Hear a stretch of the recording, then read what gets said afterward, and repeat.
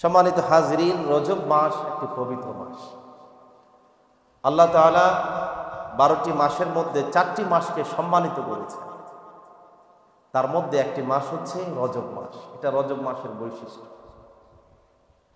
রজব মাসের আরেকটি গুরুত্বপূর্ণ বৈশিষ্ট্য হচ্ছে এ মাসেই আল্লাহ তাআলা তার হাবিব জনাবে মুহাম্মদ রাসূলুল্লাহ সাল্লাল্লাহু আলাইহি ওয়াসাল্লামকে তার কাছে ঊর্ধ্ব আকাশে ডেকে নিয়েছেন, সাক্ষাৎ করেছেন। সকলে বলুন না সুবহানাল্লাহ।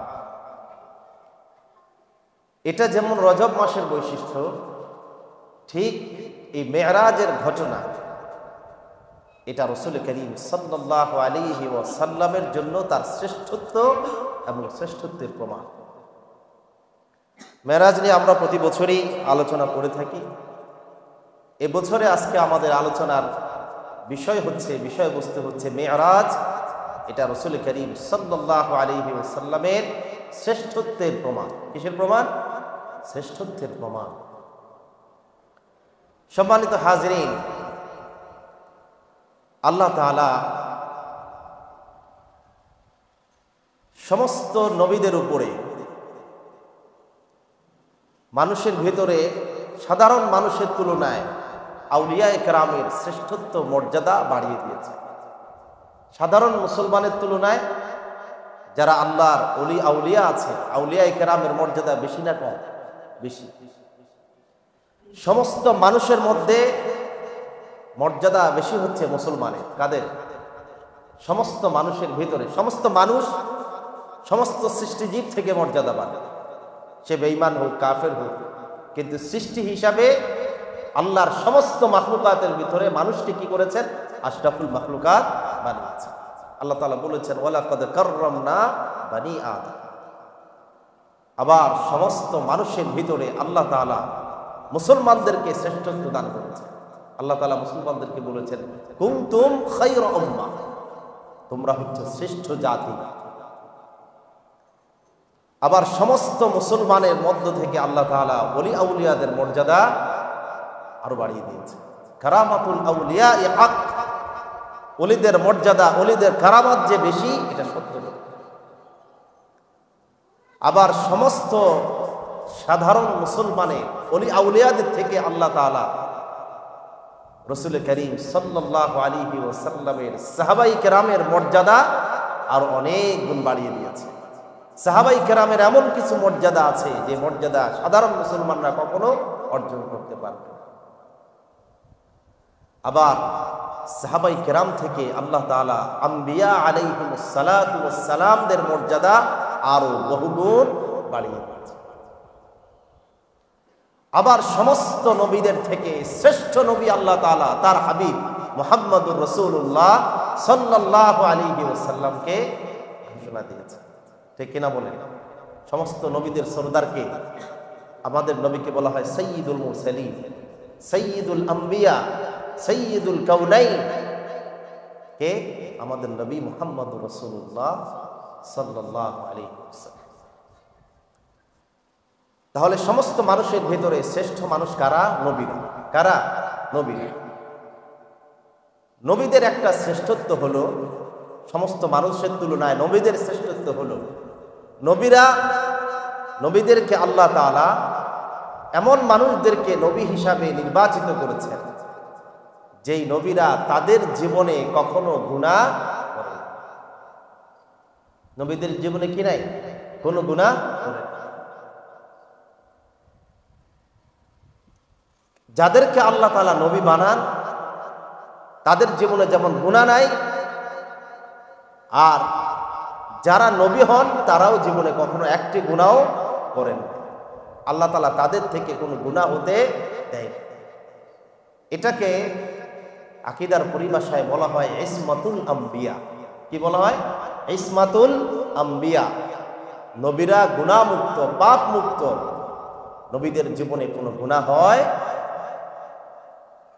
এই আকীদা যদি কোনো মুসলমান লালন না করে, বিশ্বাস যদি পোষণ না করে, তাহলে সে ঈমানদার থাকতে পারবে। আর এই আকীদা যারা পোষণ করে তাদেরকে বলা হয় আহলুস সুন্নাহ ওয়াল জামাআহ। আমরা জানি মুসলমানদের মধ্যে অনেকগুলো দল আছে, আছে না? মুসলমানদের ভিতরেও কি আছে? অনেকগুলো দল আছে। তাদের মধ্যে সঠিক এবং নিরাপদ দলের নাম হচ্ছে আহলুস সুন্নাহ ওয়াল জামাআহ। আর বাকি মুসলমানদের যে দল আছে তারা মুসলমান কিন্তু ভেজাল মুসলমান। কি মুসলমান? ভেজাল মুসলমান। তাদের আকীদা বিশ্বাসে ভেজাল আছে।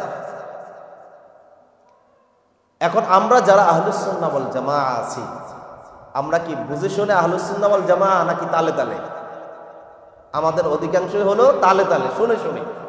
বুঝে শুনে আমরা আহলুস সুন্নাহ ওয়াল জামাআহ, যে আহলুস কি বিশ্বাস লালন করলে, কি আকীদা পোষণ করলে আহলুস সুন্নাহ ওয়াল জামাআহ হওয়া যায়, এটা আমরা অধিকাংশ মুসলমানরা কি জানি।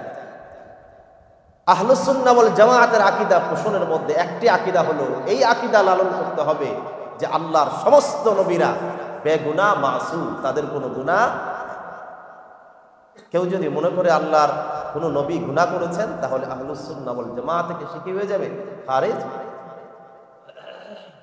এটা হলো সমস্ত নবীদের সাধারণ মুসলমানদের থেকে আলাদা মর্যাদা। কোন নবীদের? সমস্ত নবীদের। সাধারণ মানুষ থেকে সকল নবীদের একটি আলাদা মর্যাদা, সেটা হলো কোন নবীর কি নাই? গুনাহ। আহলুস সুন্নাহ ওয়াল জামাআহ হতে হলে নবীদের ব্যাপারে আরেকটি আকীদা বিশ্বাস লালন করতে হবে।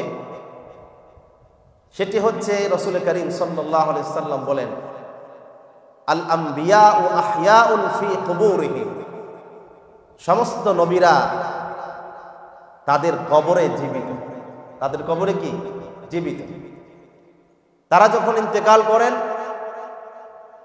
যখন তারা কবরে যান, কবরে যাওয়ার পরে আল্লাহ তাআলা আবার তাদেরকে কি করেন? জীবন দান করে দেন।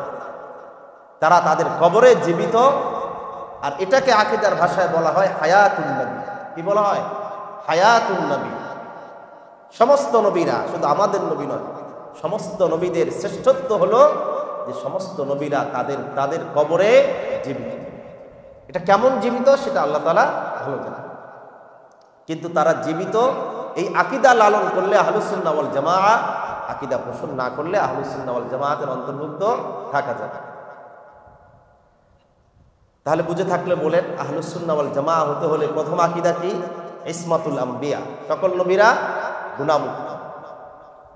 2 নাম্বার হচ্ছে সকল নবীরা হায়াতুন নবী, তারা তাদের কবরে কি? জীবিত। 3 নাম্বার আকীদা হলো সকল নবীরা তারা যে জীবিত, তারা তাদের কবরেই জীবিত, সেখানেই তারা অবস্থান করে, সেখান থেকে তারা কোথাও যান না।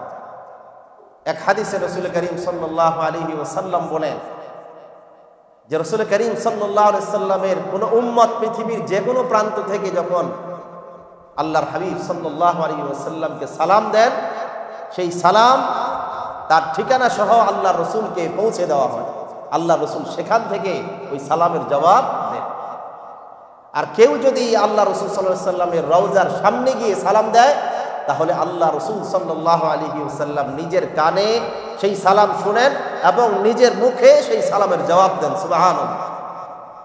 এতে প্রমাণিত হয় রাসূল করিম সাল্লাল্লাহু আলাইহি ওয়াসাল্লাম তিনি তার রওজা শরীফে কি আছেন? জীবিত আছেন। তাহলে 1 নম্বর, নবীরা হচ্ছে ইসমাতুল আম্বিয়া, তাদের কোনো গুনাহ নাই।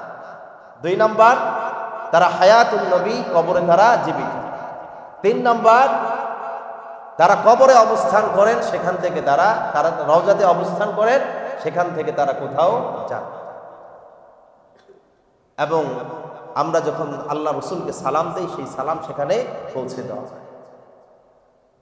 কিন্তু একবার আল্লাহ তাআলা সমস্ত নবীদের থেকে তাদের কবর থেকে নিয়ে একটি জায়গায় জড়ো করেছে। একবার তারা তাদের কবর থেকে কি হয়েছে? বের হয়েছে। আমাদের কথার পয়েন্ট একটু বোঝার চেষ্টা করেন, এখান থেকে আমরা মেরাজের আলোচনা সামনের দিকে যাব। একবার আল্লাহ তাআলা সমস্ত নবীদেরকে তাদের কবর থেকে বের করে একটি জায়গায় তাদেরকে জড়ো করেছে। এর জন্য রাসূল করিম সাল্লাল্লাহু আলাইহি ওয়াসাল্লামের শ্রেষ্ঠত্ব শুধুমাত্র সাধারণ মুসলমান সমস্ত নবীদের যে শ্রেষ্ঠত্ব তা নয়, নবীদের থেকেও যে আমাদের নবীদের শ্রেষ্ঠত্ব মর্যাদা বেশি, সেটা বোঝাবার সে আলোচনা একটু পরে আমরা করব। তার আগে আমরা জানলাম যে সমস্ত মুসলমানদের থেকে নবীদেরকে আল্লাহ তাআলা অনেকগুলো আলাদা মর্যাদা দিয়েছেন। তার মধ্যে একটা হচ্ছে তারা হায়াতুল নবী, আরেকটা হচ্ছে তারা ইসমাতুল আম্বিয়া, নবীরা গুনাহমুক্ত। 3 নম্বর তারা তাদের কবরে জীবিত এবং সেখানেই তারা কি করেন? অবস্থান করেন। সম্মানিত ভাইয়েরা আমার, কিন্তু আল্লাহ তাআলা সমস্ত নবীদের উপরে আমাদের নবী, প্রিয় নবী মুহাম্মাদুর রাসূলুল্লাহ সাল্লাল্লাহু আলাইহি ওয়াসাল্লামকে শ্রেষ্ঠত্ব দান করেছেন। সকল নবীর সরদার ছিলেন তিনি, ব্যতিক্রম মর্যাদা দান করেছেন আমাদের নবীকে। তার মধ্যে একটি শ্রেষ্ঠত্বের প্রমাণ হলো আল্লাহর নবী সাল্লাল্লাহু আলাইহি ওয়াসাল্লাম বলেন, তাজাওয়াজুল ওয়াদুদাল ওয়ালুদ ফা ইন্নী মুকাসিরুম বিকুমুল উমাম ইয়াউমাল কিয়ামা। সমস্ত নবীদের উপরে আমাদের নবীর একটি আলাদা মর্যাদা হলো, এক হাদিসে আল্লাহর নবী সাল্লাল্লাহু আলাইহি ওয়াসাল্লাম বলেন যে আমার উম্মতেরা তোমরা এমন নারীদেরকে বিয়ে করো, আল ওয়াদুদ আল ওয়ালুদ, যারা স্বামী ভক্ত এবং যারা অতিরিক্ত বেশি সন্তান জন্ম দিতে পারে, এমন নারীদেরকে তোমরা বিয়ে করো। কেন আল্লাহর নবী এই সমস্ত নারীদেরকে বিয়ে করতে বললেন? আল্লাহর নবী কারণ হিসাবে বলেন, ফা ইন্নী মুকাসিরুম বিকুমুল উমামা ইয়াউমাল কিয়ামা। কেননা তোমাদের সংখ্যা আধিক্য নিয়ে কিয়ামতের দিন সমস্ত নবীদের উপরে আমি নবী সেই দিন মর্যাদা এবং সম্মান বোধ করব, গর্ববোধ করব। সুবহানাল্লাহ। সমস্ত নবীদের উপরে আল্লাহর নবীর শ্রেষ্ঠত্বের একটা প্রমাণ হলো কিয়ামতের দিন সমস্ত নবীদের যা উম্মত থাকবে না, আমার নবী মুহাম্মদুর রাসূলুল্লাহ সাল্লাল্লাহু আলাইহি ওয়াসাল্লামের উম্মতের সংখ্যা তার চাইতে কি হবে? বেশি হবে। এবং এই জন্য রাসূল করিম সাল্লাল্লাহু আলাইহি ওয়াসাল্লাম তার উম্মতকে বলেছেন, এমন নারীদেরকে তোমরা বিয়ে করো যারা স্বামী ভক্ত হয় এবং অধিক সন্তান প্রসবে তারা সক্ষম হয়। এখানে প্রাসঙ্গিক অনেক আলোচনা আছে, এগুলো আর করলাম না, তাহলে আমরা আমাদের বিষয় শেষ করতে পারি। সম্মানিত ভাইয়েরা আমার, হাদিসের মধ্যে এসেছে রাসূল করিম সাল্লাল্লাহু আলাইহি ওয়াসাল্লাম বলেন, কিয়ামতের দিন অনেক নবী এমনও আসবেন যাদের একজন উম্মত নাই, কারো একজন, কারো 10 জন, কারো 5 জন। আল্লাহর নবী সাল্লাল্লাহু আলাইহি ওয়াসাল্লাম এক হাদিসে বলেন, কিয়ামতের ময়দানে বিচারের পরে যত মানুষ জান্নাতে যাবে তাদেরকে 3 ভাগ করা হলে 3 ভাগের 1 ভাগ হবে অন্যান্য সকল নবীদের উম্মত। সুবহানাল্লাহ বলবেন না? 1 লক্ষ কিংবা 2,24,000 পয়গম্বর এসেছে পৃথিবীতে। রাসূল বলেন যারা জান্নাতে যাবে তাদের 3 ভাগের 1 ভাগ হবে সব নবীদের উম্মত, আর বাকি 2 ভাগ কেবলমাত্র আমার উম্মত থেকে বাকি 2 ভাগ উম্মত আল্লাহর জান্নাতে যাবে। যদি 2 ভাগ উম্মতে যদি জান্নাতি হয়, তাহলে আল্লাহর নবীর উম্মত যে কত বেশি হবে এখান থেকে কল্পনা করা যায়, ঠিক কিনা? তাহলে অন্যান্য নবীদের থেকে আমাদের নবীদের শ্রেষ্ঠত্বের একটা প্রমাণ হলো যে আমাদের নবীর উম্মত সকল নবীর উম্মত থেকে শুধু বেশি নয়, অনেক অনেক গুণ বেশি। আর যার অনুসারী বেশি হয়, শুধু সাধারণ বেশি না, জান্নাতি অনুসারী সকল নবীদের থেকে বেশি। এটা আমার নবীর শ্রেষ্ঠত্ব, এটা আমার নবীর কি মর্যাদা।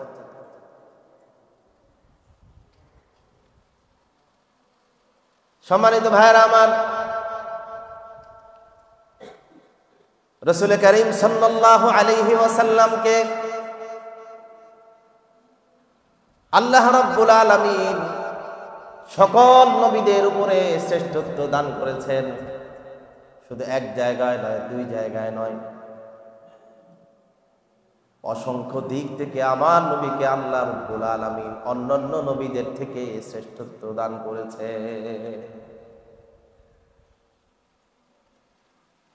তার মধ্যে দ্বিতীয় আরেকটি মর্যাদা হলো, সকল নবীরা দুনিয়াতে এসে দাওয়াত দিয়েছেন। কিসের দাওয়াত? লা ইলাহা ইল্লাল্লাহ এই কালিমার দাওয়াত সব নবীরা দিয়েছেন, আদম থেকে শুরু করে মুহাম্মাদুর রাসূলুল্লাহ সাল্লাল্লাহু আলাইহি ওয়াসাল্লাম পর্যন্ত সকল নবীদের দাওয়াত ছিল লা ইলাহা ইল্লাল্লাহ। এই কালেমার প্রথম অংশ সবার কি ছিল? এক ছিল। মুসা আলাইহিস সালাম দাওয়াত দিয়েছেন মুসা কালিমুল্লাহ, ইব্রাহিম খলিলুল্লাহ, আর আমাদের নবী দাওয়াত দিয়েছেন মুহাম্মাদুর রাসূলুল্লাহ। কিন্তু কালিমার দাওয়াতের প্রথম অংশ কি সবার? আল্লাহ তাআলা কুরআনুল কারীমে বলেন, ওয়ালাকাদ বা'আসনা ফি কুল্লি উম্মাতির রাসূলান আন ই'বুদুল্লাহা ওয়াজতানিবুত তাগুত। আল্লাহ তাআলা বলেন, সকল জাতির কাছে, সকল গোত্রের কাছে আমি নবী প্রেরণ করেছি, তারা সবাই একটি দাওয়াত দিয়েছে, আন ই'বুদুল্লাহা ওয়াজতানিবুত তাগুত, আল্লাহর দাসত্ব করো, আল্লাহর ইবাদত করো, আর তাগুতকে ছেড়ে দাও। সব নবীরাই এই দাওয়াত দিয়েছেন, আল্লাহর নবী এই দাওয়াত দিয়েছেন। কিন্তু আল্লাহর নবীর শ্রেষ্ঠত্ব হলো সকল নবীরা দাওয়াত দিয়েছেন, কোন নবী আল্লাহকে দেখে নাই। দাওয়াত দিয়েছেন কার পক্ষ থেকে? আল্লাহর পক্ষ থেকে দাওয়াত দিয়েছে। আল্লাহর এই বাণী, আল্লাহর এই ওয়ার্ডার সকল নবী পালন করেছেন। সকল নবী মানুষদেরকে জাহান্নাম থেকে তাদেরকে সতর্ক করেছেন, জান্নাতের সুসংবাদ দিয়েছেন। সব নবীরা কি বলেছেন?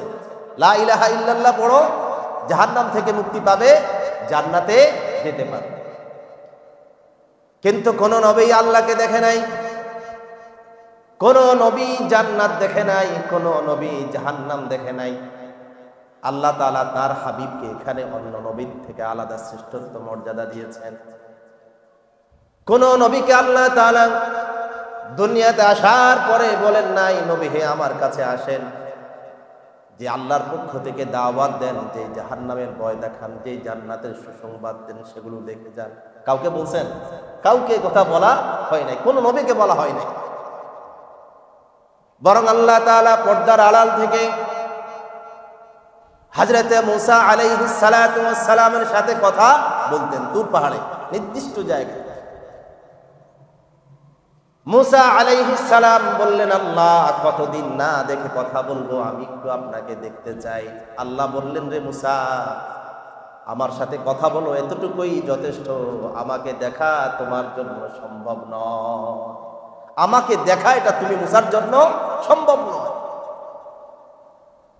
আল্লাহ তাআলা বললেন, মুসা আমাকে দেখতে যে পারবে না তার প্রমাণ হলো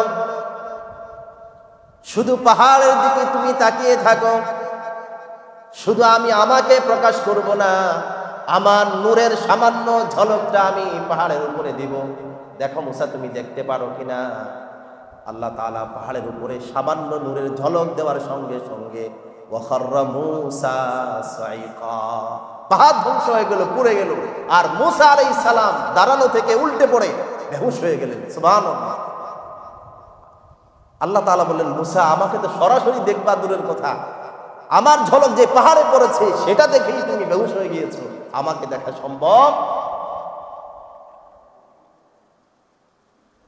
অথচ আল্লাহ তাআলা তার হাবিব জনাবে মুহাম্মাদুর রাসূলুল্লাহ সাল্লাল্লাহু আলাইহি ওয়াসাল্লামের ব্যাপারে আল্লাহ তাআলা সূরা বনী ইসরাঈলের প্রথম আয়াতে বলেন, সুবহানাল্লাযী আসরা বিআবদিহি লাইলাম মিনাল মাসজিদিল হারাম।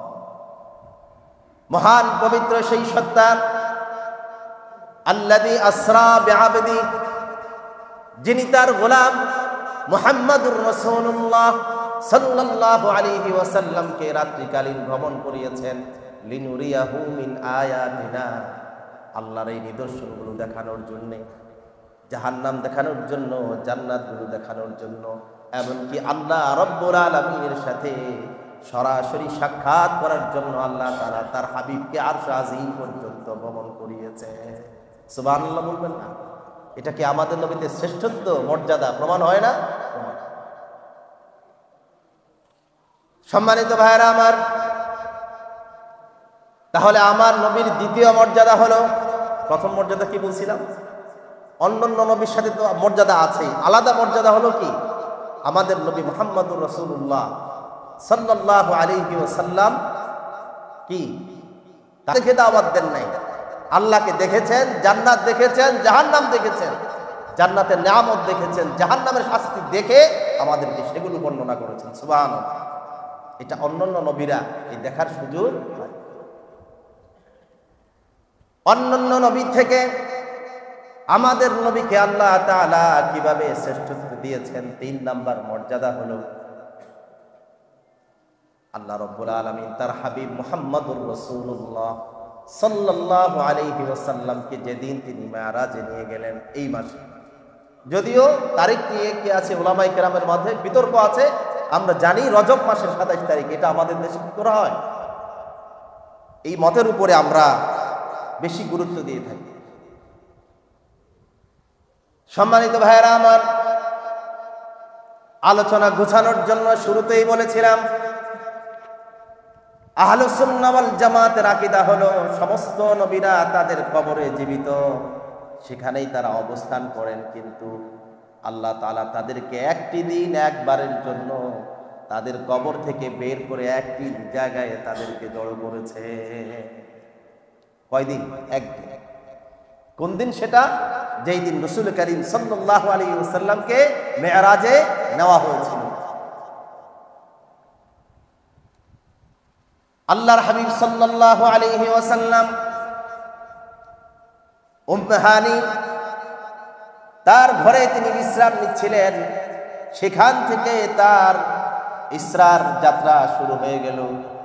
মুহূর্তের মধ্যে রাসূল করিম সাল্লাল্লাহু আলাইহি ওয়াসাল্লাম তাকে বাইতুল মাকদাস পর্যন্ত জিবরাইল আমিন সাথে হয়ে তাকে সেখানে বাইতুল মাকদাসে নিয়ে যাওয়া হলো। এর আগেই আল্লাহ তাআলা আদম আলাইহিস সালাম থেকে শুরু করে সমস্ত নবীদেরকে বাইতুল মাকদাসে আল্লাহ রাব্বুল আলামিন জড়ো করেছেন। আল্লাহ পাক বলেছেন, তোমরা সকল নবীরা মিলে 2 রাকাত নফল নামাজ তোমরা সেখানে আদায় করবে। সকল নবীরা একজন আরেকজনের সাথে সবাই দেখা কথাবার্তা বলতেছে। আল্লাহ তাআলা বললেন, এখানেই তোমরা 2 রাকাত কি করবে? নফল নামাজ আদায় করবে, এবং জামাতের সাথে আদায় করবে। কিসের সাথে? জামাতের সাথে আদায় করবে। এখন এক নবী আরেক নবীর দিকে তাকায়, যে শ্রেষ্ঠত্বকার, যে ইমামতি করে সে শ্রেষ্ঠ, না যে মুক্তাদি হয় সে শ্রেষ্ঠ? সব নবীরা চিন্তা করলো যে আজকে ইমামতি করবে কে? একজন আরেকজনের দিকে কি করতে থাকে? অনেক সময় যখন 3 জন সম্মানিত কোনো আলেম থাকে, একজন আরেকজনকে বলে আপনি ইমামতি করেন, আরেকজন আপনাকে আপনি ইমামতি করেন, ঠিক কিনা? কেননা শ্রেষ্ঠত্ব যার, ইমামতি তার। এক নবী আরেক নবীর দিকে তাকায়, কার শ্রেষ্ঠত্ব আজকে প্রমাণ হবে? সবাই যখন একজন আরেকজনের দিকে তাকাতে লাগলেন, এমন সময় হযরতে জিবরাইল আমিন আল্লাহর হাবিব জনাবে মুহাম্মদুর রাসূলুল্লাহ সাল্লাল্লাহু আলাইহি ওয়াসাল্লামকে ইমামতির জন্য তিনি সামনে ঠেলে দিবেন এবং বলবেন, আজকে রাতে আল্লাহ তাআলা সকল নবীদের উপরে আপনার শ্রেষ্ঠত্ব বাস্তবে প্রমাণ করার জন্য এই ব্যবস্থা করেছেন, অন্য কারো ইমামতির জন্য নয়। আপনাকে শ্রেষ্ঠত্ব দান করার জন্য সব নবীকে একদিনের জন্য এই বাইতুল মাকদাসে আল্লাহ তাআলা জড়ো করেছে। সুবহানাল্লাহ। সমস্ত নবীদের থেকে আমাদের নবীদের শ্রেষ্ঠত্ব প্রমাণিত হয়েছে কোন দিন? লাইলাতুল মিরাজ। এই দিনে তৃতীয় আল্লাহ রাসূল সাল্লাল্লাহু আলাইহি ওয়াসাল্লাম শ্রেষ্ঠ আমরা বলেছিলাম। আজকে আমাদের আলোচনার বিষয় হচ্ছে যে এই মেরাজ, এটা আল্লাহ নবীর শ্রেষ্ঠত্বের কি প্রমাণ। এখানে রাসূল করিম সাল্লাল্লাহু আলাইহি ওয়াসাল্লাম সমস্ত নবীদেরকে ইমামতি করে তিনি যখন নামাজ পড়িয়েছেন, আল্লাহ তাআলা প্রমাণ করিয়েছেন যে আমার নবী, প্রিয় নবী মুহাম্মদুর রাসূলুল্লাহ সাল্লাল্লাহু আলাইহি ওয়াসাল্লাম তিনি কি শ্রেষ্ঠ। তাহলে 1 নম্বর বলেছিলাম, পৃথিবীর সমস্ত মানুষ থেকে শ্রেষ্ঠ হলো মুসলমান, তার থেকে সাধারণ মুসলমান থেকে শ্রেষ্ঠ হলো আউলিয়ায়ে কেরাম, আউলিয়ায়ে কেরাম থেকে শ্রেষ্ঠ হলো সাহাবায়ে কেরাম, সাহাবায়ে কেরাম থেকে শ্রেষ্ঠ হলো সমস্ত আম্বিয়া আলাইহিমুস সালাতু ওয়াস সালাম, সমস্ত আম্বিয়া আলাইহিমুস সালাতু ওয়াস সালাম থেকে শ্রেষ্ঠ হলো আমার নবী, আপনার নবী, প্রিয় নবী মুহাম্মদুর রাসূলুল্লাহ সাল্লাল্লাহু আলাইহি ওয়াসাল্লাম। এক কথায় যদি আমরা বলতে চাই, তাহলে আমাদের নবী হলেন সৃষ্টির শ্রেষ্ঠ। কিসের শ্রেষ্ঠ? সৃষ্টির শ্রেষ্ঠ নবী হলেন মুহাম্মদুর রাসূলুল্লাহ সাল্লাল্লাহু আলাইহি ওয়াসাল্লাম। সম্মানিত ভাইরা আমার, এই বাইতুল মাকদাস থেকে আল্লাহর নবী সাল্লাল্লাহু আলাইহি ওয়াসাল্লামকে এবার ঊর্ধ্ব আকাশে ভ্রমণ করানোর জন্য আল্লাহ তাআলা জিবরাইল আমিনের মাধ্যমে তার যখন সফর শুরু হয়ে গেল, এটা আল্লাহ তাআলার এমন শ্রেষ্ঠত্ব, কিয়ামত পর্যন্ত কোনো মানুষ এটাকে আর চ্যালেঞ্জ করতে পারবে। তবে বলে রাখি, এটা আল্লাহর নবী সাল্লাল্লাহু আলাইহি ওয়াসাল্লামের শ্রেষ্ঠ মুআজিজার মধ্যে একটি। তবে আল্লাহর নবীর শ্রেষ্ঠ মুআজিজা হলো কোরআনুল কারীম। কোরআনুল কারীম, কোরআনেই আল্লাহ তাআলা তিনবার চ্যালেঞ্জ করে দিয়েছেন মানুষের প্রতি, এবং কিয়ামত পর্যন্ত মানুষকে চ্যালেঞ্জ করে রেখেছেন যে তোমরা কোরআনের মতো একটি আয়াত বানাতে পারলে, এই কোরআনের চ্যালেঞ্জ তোমরা গ্রহণ করেছো বোঝা যাবে। আজ পর্যন্ত কেউ এই চ্যালেঞ্জ মোকাবেলা করতে পারে? ওই চ্যালেঞ্জ তো আছেই। এটা হচ্ছে আল্লাহ তাআলা আল্লাহর নবীর শ্রেষ্ঠত্ব এবং মুআজিজার দ্বিতীয় চ্যালেঞ্জ। কিয়ামত পর্যন্ত কোনো বিজ্ঞানী, কোনো মানুষ আল্লাহর নবীর শ্রেষ্ঠত্ব মোকাবেলা করতে পারবে? আমরা জানি বিজ্ঞানীরা চাঁদে গিয়েছে, মঙ্গলে গিয়েছে, মহাকাশ ভ্রমণ করেছে, ঊর্ধ্বাকাশ ভ্রমণ করেছে, কিন্তু তাদের ঊর্ধ্বাকাশ ভ্রমণ যতটুকু এই পর্যন্ত গিয়েছে, আর কিয়ামত পর্যন্ত চেষ্টা করে যতটুকু যেতে পারবে, তার চাইতে হাজার হাজার গুণ ঊর্ধ্বাকাশে ভ্রমণ করেছেন কে? আমাদের নবী, প্রিয় নবী মুহাম্মদুর রাসূলুল্লাহ সাল্লাল্লাহু আলাইহি ওয়াসাল্লাম। বিজ্ঞানের বলে আকাশ নাই, যেটা আছে শূন্য, আমাদের দৃষ্টি শেষ, এজন্য আমরা আর কিছু দেখতে পাই না, ঠিক কিনা বলুন? আকাশ না থাকতে পারে, মহাশূন্যকেই তারা আকাশ বলে, কিন্তু মহাশূন্য আছে। কিন্তু মহাশূন্যের উপরে আল্লাহ তাআলা 7 আসমান তৈরি করেছে। কি আছে? আসমান। আল্লাহ তাআলা কি বলেছেন? আসমান বলেছেন। ওয়াসারি'ু ইলা মাগফিরাতিন মির রাব্বিকুম ওয়া জান্নাতিন 'আরদুহাস সামাওয়াতু ওয়াল আরদ উ'ইদ্দাত লিল মুত্তাকিন। আল্লাহ তাআলা বলেছেন, এমন জান্নাতের প্রতিযোগিতা করো যার প্রশস্ততা হলো সামাওয়াতু ওয়াল আরদ, আকাশ সমূহ। হাদিসে আল্লাহ রাসূল সাল্লাল্লাহু আলাইহি সাল্লাম বলেছেন, আকাশ হলো 7টি। আকাশ কয়টি? 7টি। প্রত্যেকটা শূন্য মহাশূন্যের ভূপৃষ্ঠ থেকে আকাশ পর্যন্ত একটা মহাশূন্য। আর বিজ্ঞানী যে যত দৌড়াদৌড়ি, সব মহাশূন্যের ভিতরে, ঠিক কিনা বলেন? আকাশের উপরে যাওয়ার ক্ষমতা তা কারো। মুফাসসিরিনে কেরাম বলেন, একটি মহাশূন্য থেকে একটি মহাশূন্যের দূরত্ব হলো 500 বছরের রাস্তা। এক আকাশ থেকে আর এক আকাশের যে মহাশূন্য, তার দূরত্ব হলো 500 বছরের রাস্তা। তাহলে এক আকাশ থেকে আর এক আকাশ 500 বছরের রাস্তা হয়। বিজ্ঞানীরা মাত্র চাঁদে গিয়েছে, মঙ্গলে গিয়েছে, এটা একেবারেই কাছে, একেবারেই কি মহাশূন্যের একেবারেই কাছে তারা পৌঁছেছে।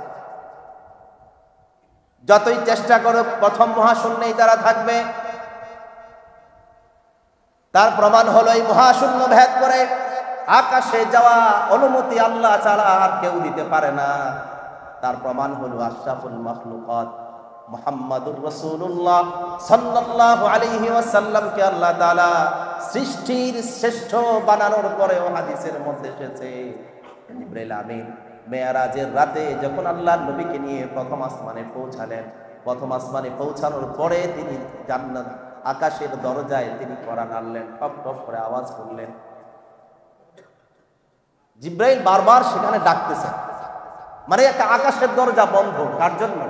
আল্লাহ রসুলকে দাওয়াত দিয়েছেন, দাওয়াত দিয়ে সেখানে নিবেন, কিন্তু আকাশের দরজা আল্লাহ তাআলা খুলে রাখেন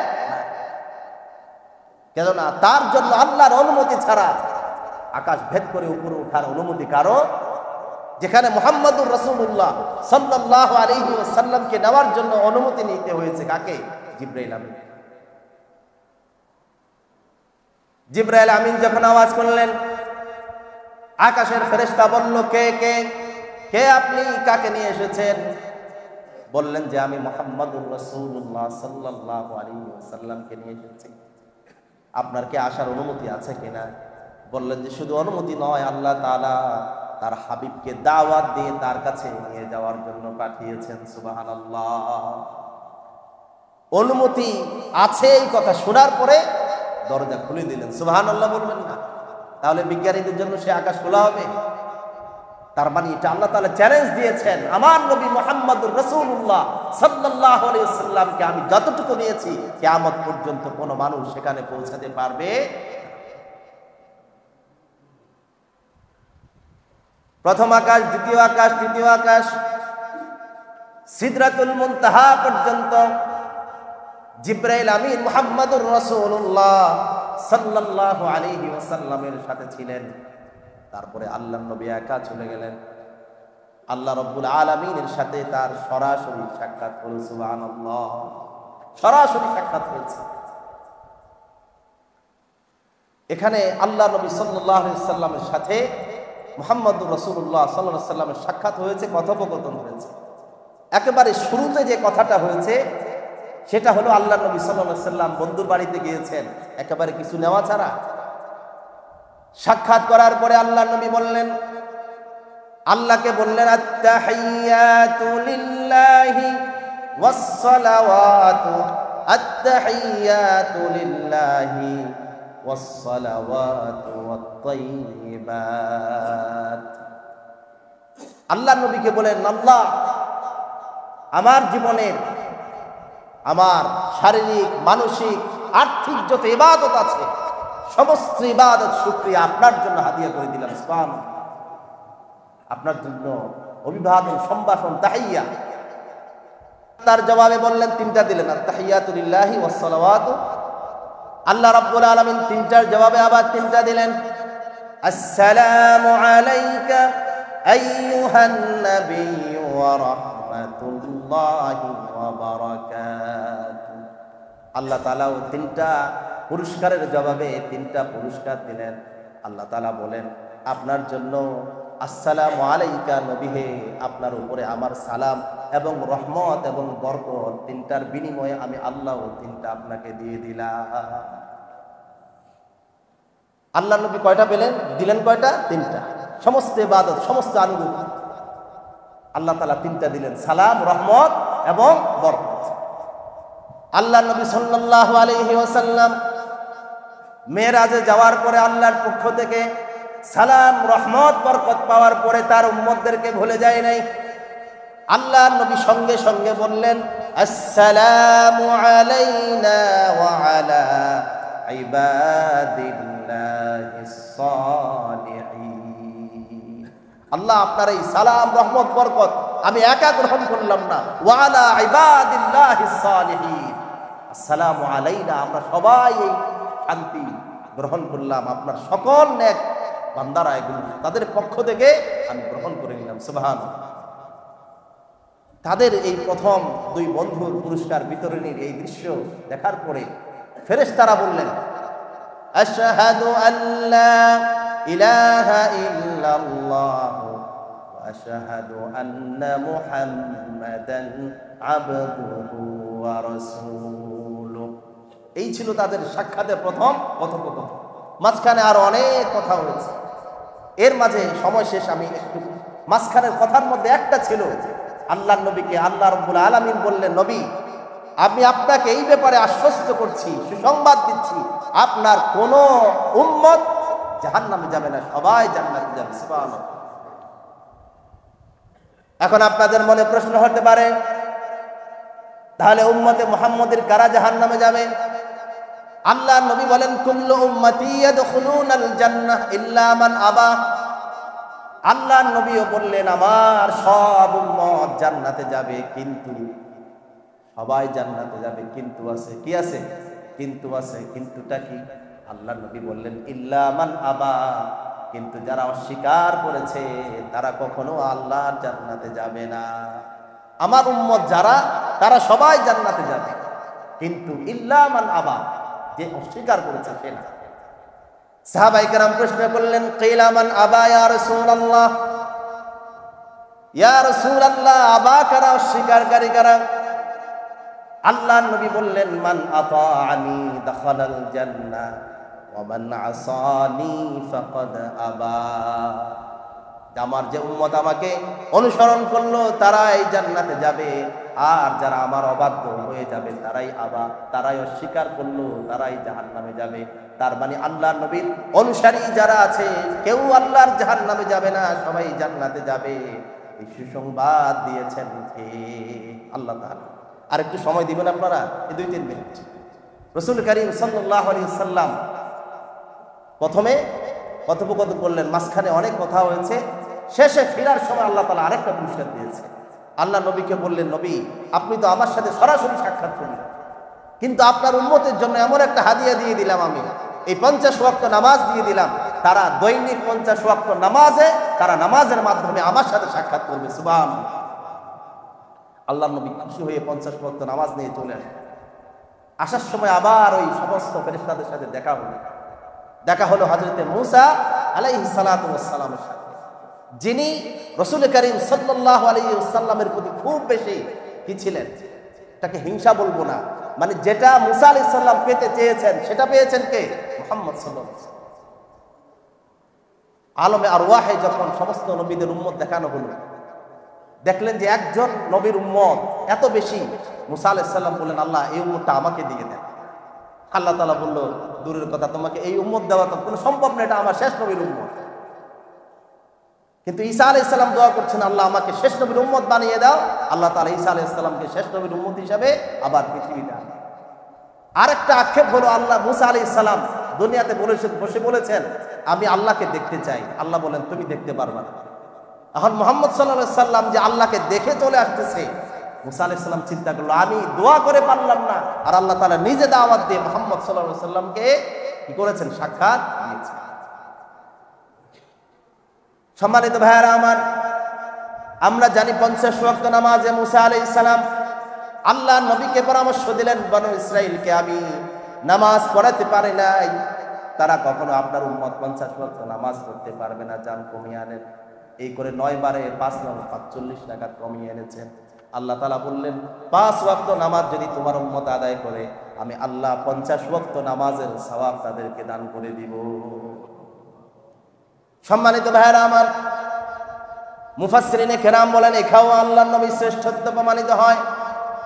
মূসা আলাইহিস সালাম যে আল্লাহর নবীকে বারবার আল্লাহর কাছে পাঠিয়েছেন, তার একটি হিকমত এটা তিনি চিন্তা করলেন। মূসা আলাইহিস সালাম চিন্তা করলেন, আমি তো আমার নিজ চোখে আল্লাহকে দেখতে পারি নাই, বরং যেই পাহাড়ে আল্লাহ রব্বুল আলামিন তার নূরের তাজাল্লি দিয়েছিল সেটাও আমি দেখতে পারি নাই, বেহুশ হয়ে পড়ে গেলাম। কিন্তু আজকে মুহাম্মদ সাল্লাল্লাহু আলাইহি ওয়াসাল্লাম যেই চোখ দিয়ে আমার রবকে দেখেছে, সেই নুরানি চোখগুলো আমি দেখতে পেয়েছি। সুবহানাল্লাহ। এই জন্য বারবার আল্লাহ নবীকে পাঠায় আসো, আবার যাও দেখে আসো, আমি তোমার চোখগুলো দেখবো। সুবহানাল্লাহ। এই জন্য আল্লাহর নবী বারবার আল্লাহকে দেখে আসে, আর মূসা আলাইহিস সালাম আল্লাহর নবীকে দেখে মনের সান্ত্বনা নেয়।